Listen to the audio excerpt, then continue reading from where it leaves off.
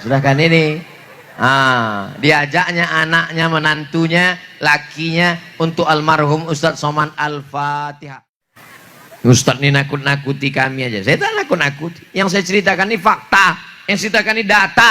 Saya tak percaya ceramah Ustadz Somad itu. Tetangga saya tak pernah pengajian, tak pernah sedekah, rumahnya besar, mobilnya besar, bininya besar. Bukan masalah rezekimu lancar, tapi masalahnya tidak ada barokahnya. Duit banyak anak sakau, duit banyak laki selingkuh, duit banyak bini maksiat, rumah besar tak ada zikir di dalamnya. Itu bukan nikmat, itu namanya istidraj,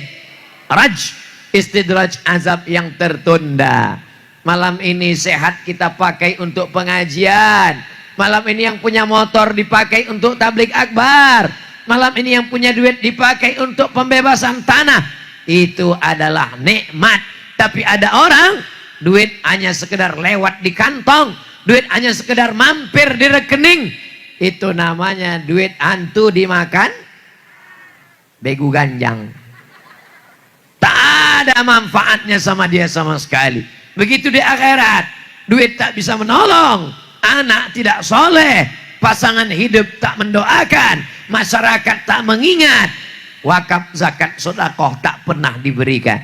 Itulah orang terlaknat di dunia, terlaknat di akhirat. Sedangkan kita meminta selalu Rabbana atina fid dunya hasanah wa fil akhirati hasanah wa qina azab.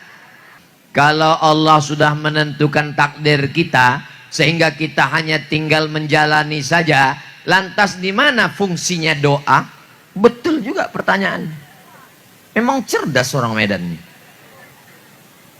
Kan udah ditetapkan Allah semuanya kan? Kalau udah ditetapkan Allah, untuk apalah kita berdoa lagi? La yaruddul qada illat doa. Tak ada yang bisa menolak takdir kecuali doa. Tidak ada yang bisa menolak takdir kecuali Allah, tak sampai pula. Tak ada yang bisa menolak takdir kecuali doa. Nanti dia jadi anak gadis, diceritakannya ke anaknya. Dulu mak waktu Ustadz Somad itu datang ceramah di Masjid Al Yasamin nyerahkan ini. Waktu itu ayah mana? Ayah kau sedang mencret. Sudah kan ini? Diajaknya anaknya, menantunya, lakinya untuk almarhum Ustadz Somad Al-Fatihah. Kehadiran malam ini menjadi sejarah hidup bagi anak. Bawa anak ke masjid, kenalkan dengan Ustadz. Sebelah kanan anak-anak, sebelah kanan anak-anak. Yang pakai baju kaos calon menteri olahraga, Masya Allah. Yang pakai peci putih calon dirjen haji, luar biasa. Yang pakai sarung kiai pondok pesantren. Masya Allah, tabarakallah. Hebat, hebat. Jadi kalau ada orang mengatakan, oh, anak muda kita ini sudah dirusak narkoba, anak muda kita ini sudah kena lem kambing, anak muda kita ini sudah error, anak muda ini kita sudah LGBT. Itu orang ngomong begitu karena belum pernah lewat di jalan Iskandar Muda, Medan, Sumatera Utara. Betul. Kalau dia pernah melihat anak muda masih sehat-sehat, yang sakit-sakit tak datang malam ini. Jadi untuk apalah kita berdoa Pak Ustadz? Semua kan sudah ditetapkan takdir. La yaruddul qada illat doa. Tak ada yang bisa menolak takdir kecuali doa. Malam ini ditakdirkan kita menabrak kambing. Tertulis dalam takdir menabrak kambing. Lalu habis maghrib tadi berdoa, Allahumma inna nas'aluka salamatan fid din wa afiatan fil jasad. Akhirnya dua kemungkinan, kambing itu dulu lewat atau kita duluan lewat. Tak jadi kita menabrak kambing. Oh, saya buktinya berdoa tolak bala, tetap juga kena bala Pak Ustadz. Kalau sudah terjadi, berarti ketetapan Allah Subhanahu wa Ta'ala. Kita tak tahu entah apa yang terjadi. Itulah mengapa kita undang orang datang ke rumah kita minta doa selamat. Ustadz Somad, tolong bacakan doa selamat Pak Ustadz. Allahumma inna nas'aluka salamatan fid din wa afiatan fil jasad wa ziyadatan fil ilmi wa barakatan fil rizqi. Yamhullahu ma yasha. Allah kuasa untuk menghapus takdir. Wa yusbit. Allah kuasa untuk menetapkan takdir. Wa indahu ummul kitab. Karena Allah yang punya lauhul mahfuz. Ada papan besar namanya lauh. Papan itu dijaga oleh para malaikat. Karena dijaga maka disebut dengan lauhul mahfuz. Disitulah semuanya macam komputer tersimpan segala file-file. Ada file Abdul Somad di situ. Itu semuanya kuasa Allah. Maka kita meminta berdoa pagi, petang, siang dan malam supaya yang baik-baik saja ditetapkan untuk kita, yang jelek, yang musibah dijauhkan. Makanya ada doa tolak bala. Allahumma dafa'an al-ghala wal waba wal fahsya wal riba wal zina wal munkar was suyufal mukhtalifata was syada'ida wal mi'ad ma dhahara minha wa ma batan. Jauhkan kami malapetaka, bencana, musibah, riba, zina, narkoba, tsunami, berbagai macam segala yang tidak baik, menjauhkan segala macam yang buruk-buruk, mendekatkan segala yang baik-baik. Jelas jawabannya? La yaruddul qada illa du'a. Tak ada yang bisa menolak takdir kecuali doa. Dua, bagaimana menjelaskan kepada orang yang menanggap karomah Syekh Abdul Qadir Jilani dianggapnya tahayul atau hanya dongeng saja? Ulama besar kita Imam Syafi'i meninggal tahun 204. 400 tahun sesudah itu lahir ulama besar dalam mazhab Syafi'i namanya Imam Nawawi, meninggal tahun 676. Kata Imam Nawawi, ulama yang paling banyak karomahnya, yang mutawatir diakui ulama Ahlussunnah wal Jamaah adalah Syekh Abdul Qadir Al-Jilani, Sultanul Aulia, sultannya para wali. Itu yang mengakui karomah Syekh Abdul Qadir Jilani itu adalah Imam Nawawi. Kalau orang belajar kitab hadis Arba'in, Imam Nawawi. Kitab Al-Azkar, Imam Nawawi. Riyadhus Shalihin, Imam Nawawi. Al-Majmu' Syarah Mu'azzab, Imam Nawawi. Radhatul Talibin wa Amdatul Muftin, Imam Nawawi. Hafal dia Sahih Muslim, Imam Nawawi. Imam Nawawi ulama besar mengakui Syekh Abdul Qadir Jilani. Tiba-tiba datang ustadz yang hadisnya cuma hafal 3, itu pun kalau laptopnya hidup. Tak mengakui Syekh Abdul Qadir Al-Jilani. Bapak Ibu percaya Imam Nawawi atau ustadz laptop yang hafal 3 hadis kalau hidup lampu tadi? Kalau saya lebih percaya kepada Imam Nawawi karena beliau ulama besar Ahlussunnah wal Jamaah. Itulah mengapa manaqib biografi Syekh Abdul Qadir Jilani itu dibacakan. Supaya apa? Supaya umat tahu dan Syekh Abdul Qadir Al-Jilani adalah ulama Ahlussunnah wal Jamaah. Ini paling serius pertanyaannya ini. Diketik, di print. Kalau tak dibacakannya, kualat kita. Assalamualaikum warahmatullahi wabarakatuh. Waalaikumsalam warahmatullahi wabarakatuh. Semoga Ustaz Abdul Somad selalu dalam lindungan Allah. Amin. Allahumma amin. Amin. Nama saya Rizky Maulana. Di kesempatan ini saya tidak ada pertanyaan. Namun saya hanya bercerita sedikit mimpi saya dengan Ustaz. Alhamdulillah saya sudah 3 kali mimpi jumpa Ustaz. Mimpi yang pertama tahun 2019. Ustadz memberikan kepada saya 1 buah mangga. Rasanya manis sekali. Hingga saat ini masih terasa manisnya. Setiap kali saya ingat mimpi itu, mimpi yang kedua tahun 2020. Ustadz menunjukkan kepada saya di mana tempat tanda-tanda hari kiamat paling nyata. Yang paling saya ingat adalah di negeri Yaman. Mimpi yang ketiga tahun 2021. Saya bertemu Ustadz bersama Habib Umar bin Hafiz. Dalam mimpi itu wajah Ustadz dan Habib Umar bin Hafiz sangat jelas sekali terlihat, terekam di memori saya. Tahun 2022 ini saya tidak berharap mimpi Ustadz lagi.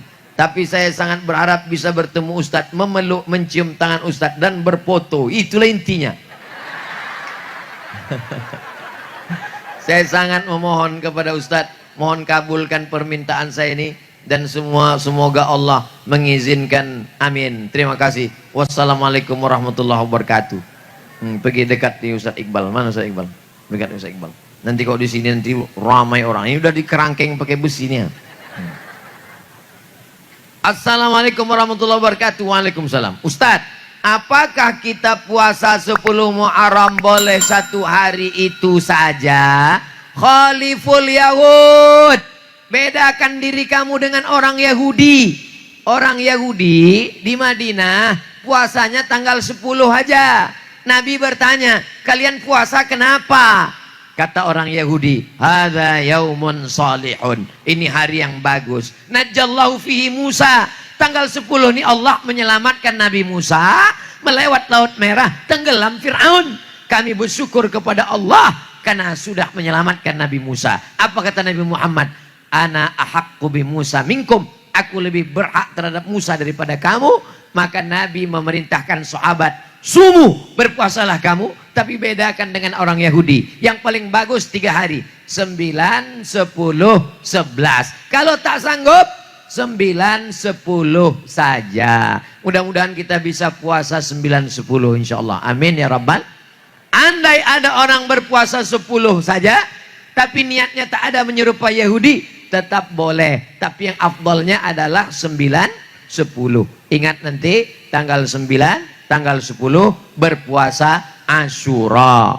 Asyura artinya asyara 10. Asyura 10 Muharram. Karena pada hari itu Allah menyelamatkan Nabi Musa dan menenggelamkan Fir'aun. Mudah-mudahan kita pun selamat dari akhir zaman fitnahnya yang luar biasa ini insyaAllah. Amin ya Rabbal Alamin. Ini kosong pula. Oh, di dalam. Bagaimana hukum bertawassul dalam berdoa? Bertawassul. Ada 3 orang terjebak di dalam gua. Tahu Bapak Ibu gua? Gua yang paling banyak itu di Jakarta. Siapa lu? Siapa gua? Bukan gua yang itu. Gua itu maksudnya lobang batu, lobang tanah. Ada orang musafir, turun hujan. Masuk dia ke dalam gua berlindung supaya tak kena hujan. Begitu dia di dalam gua bergelinding batu besar dari atas bukit. Tertutup pintu gua, tersumbat mereka di dalam. Lalu 3 orang ini berdoa. Yang pertama berdoa, ya Allah, aku punya pembantu, gaji tak diambilnya, dia pergi tak tahu kemana. Gajinya itu tak kuambil, takut aku makan haram. Gajinya aku belikan ke kambing, kambingnya beranak pinak.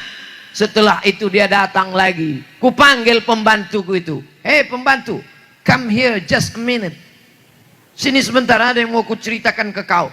Dulu sebelum kau pergi, gajimu tak kau ambil kan? Enggak. Gaji kau tuh kubelikan ke kambing. Itu kambing sekandang tuh punya kau semua. Akhirnya pembantu itu mengambil kambing itu semua. Parah juga dia. Satu pun tak ada disisakannya untuk aku. Ya Allah, kalau memang amalku ini ikhlas karena engkau, aku bertawasul kepada engkau. Kabulkanlah doaku. Bukakan pintu gua nih ya Allah. Terbuka pintu gua sedikit, tapi belum bisa badannya lewat.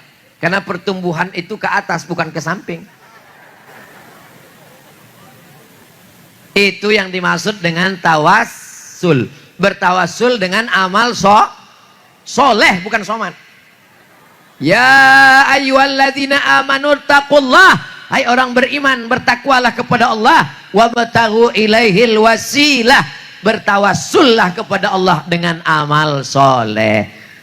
Yang pertama tawassul dengan sedekah. Maju yang kedua, ya Allah, aku tak kaya, tapi aku ada emak ayahku. Suatu malam aku pulang dari kerja membawa susu. Anakku menangis lapar, biniku menangis lapar, tapi ku tunggu emakku tertidur dengan ayahku. Begitu mereka bangun, ku kasihkan susu. Ya, mak, minumlah. Kalau memang ini baktiku kepada engkau, aku bertawassul kepada engkau. Berkat baktiku kepada emak ayahku, bukakanlah pintu gua ini. Ini dalil boleh bertawassul kepada Allah dengan amal bakti kepada kedua orang. Orang dulu begitu.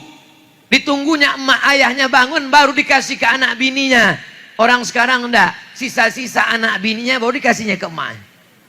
Apa tak neraka jahanam tempat dia? Dunia neraka, akhirat neraka. Pak Ustadz, orang kalau sudah dapat di dunia neraka, di akhirat kok dapat lagi? Dapat.